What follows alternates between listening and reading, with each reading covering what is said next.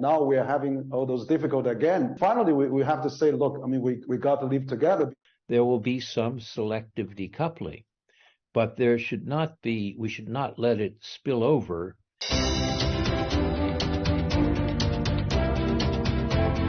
Welcome to CCG Global Dialogue. There seems to be a cycle, that every 20 years that we may reach a new equilibrium or new point of change. Now we are having all those difficulties again. It seems that more and more misunderstanding and mistrust has been built up. When China and the U.S. can probably reach a new equilibrium, or maybe finally we have to say, look, I mean, we got to live together because we're having this unprecedented challenge facing mankind. We cannot all do it by ourselves. We have to work together.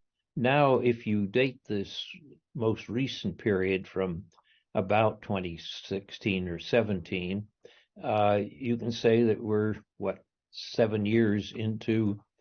or 7 years into the current period of great power competition. And who knows whether it will take 2 decades for us to see our way through this. History is not deterministic in that we can also make mistakes of making decisions that push things in the wrong directions. I think in this current period, the important thing will be to realize that there'll be competition, but it's important to have guardrails on the competition, to make sure that we have constant communication with each other at the highest levels, and that we understand what each other's red lines are, and we also understand getting ourselves into a crisis situation.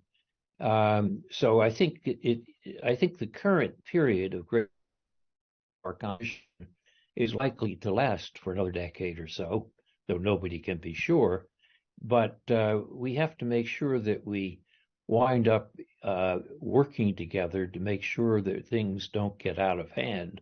And that's often summarized by the term guardrails along the road to make sure we don't go off the road. Are we getting into a Cold War, or are we really getting decoupled? Or because of we see lately there's a CHIPS Act, there's new Congress policies. There are procedures we can take to make sure we have dialogues in specific ways that don't let decoupling go too far. And I think that these probably would be bolstered by having more regular meetings by the highest political leaders, by President Xi and President Biden. But it has to be at many levels at the same time. So I think we should get away from seeing the issue of do we decouple or not decouple. There will be some selective decoupling, but there should not be, we should not let it spill over into illusions that widespread decoupling wouldn't do great harm to both of our economies and to the world economy. And as I mentioned earlier, in the area of ecological interdependence, it's meaningless to talk about decoupling.